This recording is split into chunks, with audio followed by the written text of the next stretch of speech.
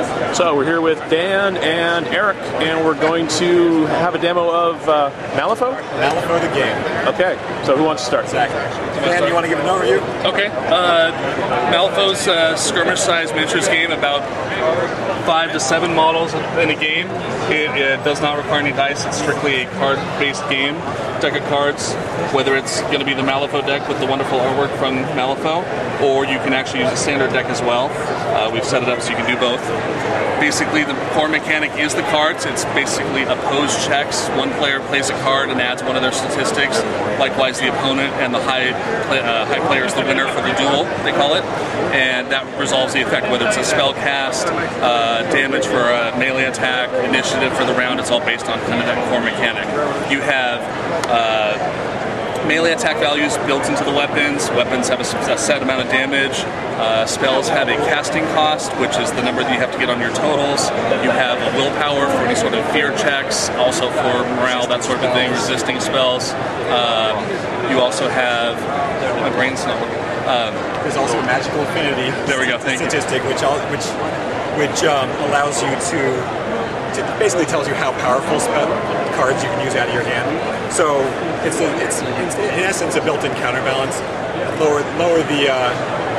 lower powered miniatures can only use lower cards out of your hand. So when you're building your hand, or actually choosing what you want to keep in your hand, you're actually going to choose some lower cards so you can assist your minions, the lower powered miniatures on the board. So there's really an aspect of essentially resource management. What resources do you want in your hand to assist you when you're playing the game? Exactly. So for instance, somebody might have a max magical affinity of 5. Highest card you can play out of his hand is a 5. Your master, which is the general, basically might have an 11, 12, or 13, so they can play the higher cards. And basically ace is 1, king is 13, that's your range there. Jokers are in the deck as well. They're wild cards, with the black joker being right now a 0 and a 14, so that's what we're working with in case they show up. We'll show you a couple of different mechanics. We'll show a melee, a ranged attack, and a spell casting. Give you an idea of how right now the mechanic is set up and what we're working with. So we'll start out with something simple. We'll do a ranged attack. You have a Witchling Stalker, part of the guild here. He's going to take a shot at one of the Nephilim back here. We'll just do this particular model. What you do is you declare the shot, obviously. Then you and your opponent play a card from the Fate deck. So for instance, he'll be playing a 3 of Wyrd, and I pulled a 9 of Rams. So we have the 3 and the 9. You would add the stat in, so for instance, if his shooting is a 4, he would have a 7. His defense is a 4, we'll just keep it straight there. He has a 13, so 7, 13, it's a miss currently. Since I am now losing the duel, I can then play from my hand what's called control cards, which allow me to add to the total. So I'm going to find a card. I just grabbed myself a hand here. You grabbed yourself a hand? Okay, well I'll just find a good card. Okay. So I'm going to play a control card. This normally would be, it's a jack, too high for him to play, but since it's part of his faction, he's allowed to play any card from his faction suit, which every faction is associated with a magic type, of any value. So I'll go ahead and throw it in there, which gives him now jacks are 11. So that's 14 plus his 4 is 18 versus 13. So I'm now winning the duel by 5. That's all I can do for him. There's a couple of different ways you can add cards, but that's all I'm going to do.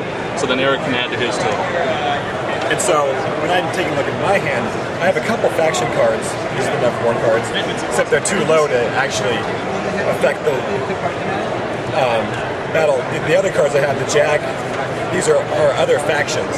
So in this situation, this miniature can't actually play them. I can't, however, throw this card down. I'll end up still 1 short and he'll be hit. But due to the fact that I closed the gap, it reduces the damage to some degree.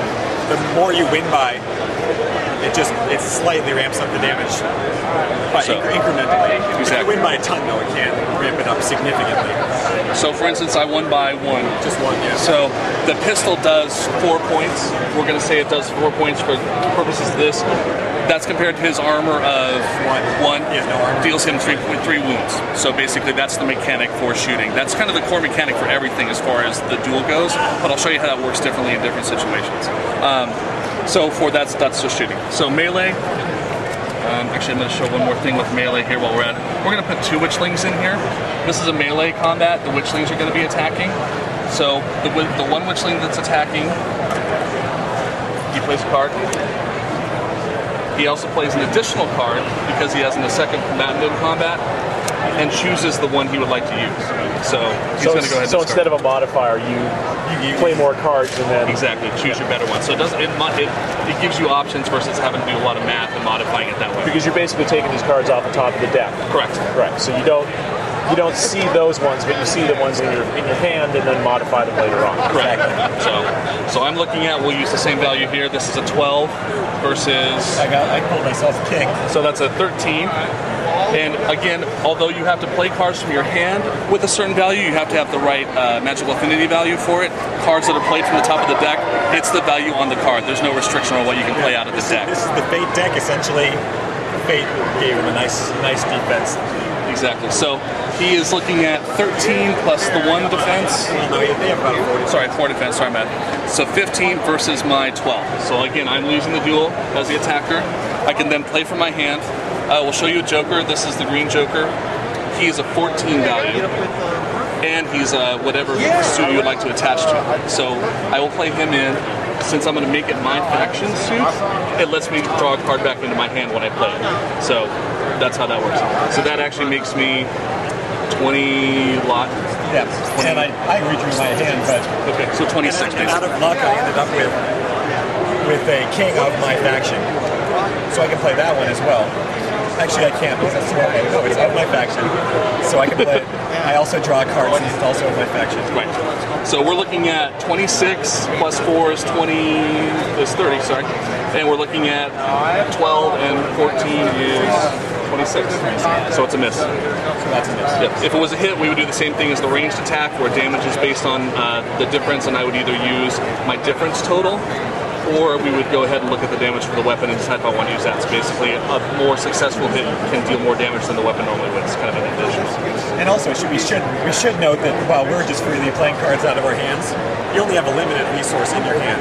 So if he was attacking my smallest minion on the board, I might not want to play essentially what's my best card in my hand, because I may be saving that for a powerful attack, or when they attack my most important figure on the board.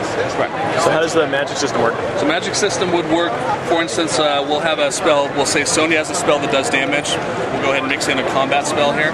She's going to cast a spell that has a casting cost of 8 and tomes. We'll say it's 8 tomes, okay? So she goes ahead and draws as normal.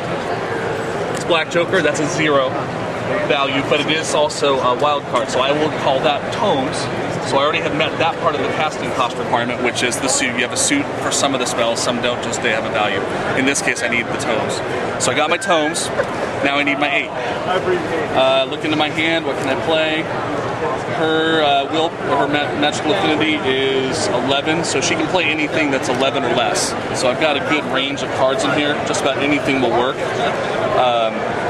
So she will go ahead and play this 9. Now that is actually, we'll say it's counterfaction for this purpose for your example. Every faction has a suit that allows them to redraw, also has a suit that's a penalty, kind of their contrary magic. When you play a penalty suit, you have to discard another card for it to work. So we'll just throw the 4 away, which is much smaller value. The spell goes off. My total is 9 plus her willpower, which is 20 total. Okay? That goes off and hits him. He now resists it, just as if it was a ranged attack total. Normally when you cast a spell, that's it. We resolve the effect. Then Erik would also... So now I would grab a card off the top. That would be bad. That would be bad. So I don't have much I can do. So even if I happen to have the king of my suit in my hand, still, even though if I threw that down, that would be with a 13. 13 plus his defense of 5 or 6, I believe it is. So that would still be, the spell would do damage to him based on the spell's results, or stun him, or whatever the spell effect is. And the spell in this case might be damage 7. He would have armor 3. Since he beat me by a certain amount, it would probably have about +1 in this case. So you'd end up taking 7 minus 3 plus 1. So we've tried to keep the math low, tried to make it fast and easy. This is a little bit different. We're not showing you the stats right off the top. We're still designing some of the stats and making sure they're balanced for play.